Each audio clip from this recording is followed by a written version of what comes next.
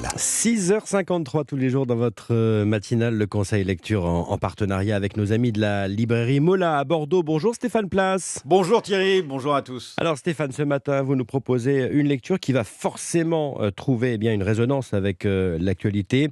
On va s'intéresser à Vladimir Poutine et plus précisément à ce qui nourrit le discours du président russe. Dans la tête de Vladimir Poutine, c'est le titre de cet ouvrage. Oui, eh bien, c'est un livre qui donne vraiment des clés pour comprendre la vision actuelle et guerrière de Vladimir Poutine.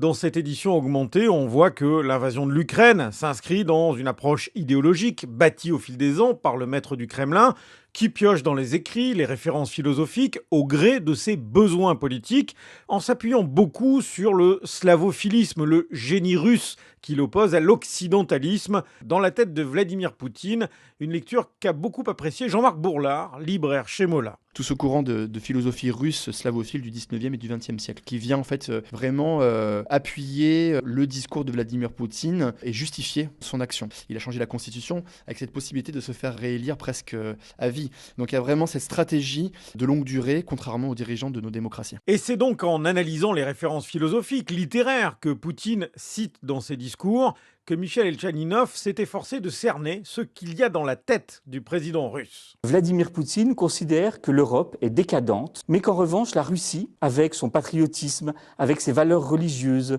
avec son respect de la hiérarchie, pourrait être le sauveur de l'idée conservatrice en Europe. Deuxième pilier de son idéologie, la voix russe. Poutine fait appel aux philosophes slavophiles pour montrer qu'il existe une voie de développement spécifique à la Russie et qui, au bout du compte, doit affronter l'Occident, qui, dans la tête de Poutine, veut empêcher la Russie de suivre son propre destin. Troisième pilier de cette idéologie poutinienne, l'eurasisme. C'est un mouvement philosophique des années 1920 qui consiste à dire que la Russie, finalement, n'est pas européenne, mais est à la fois européenne et asiatique. Et donc, qu'elle a vocation à devenir une sorte d'empire de la terre qui, un jour, s'opposera à l'empire de la mer, c'est-à-dire à l'empire atlantique. Vladimir Poutine, dans ses discours, parfois il parle de philosophes slavophiles, parfois il parle de philosophes conservateurs, parfois il cite même Dostoïevski, parfois il cite des philosophes du XXe siècle, parce que Vladimir Poutine est en train de construire un récit national, il veut mobiliser son peuple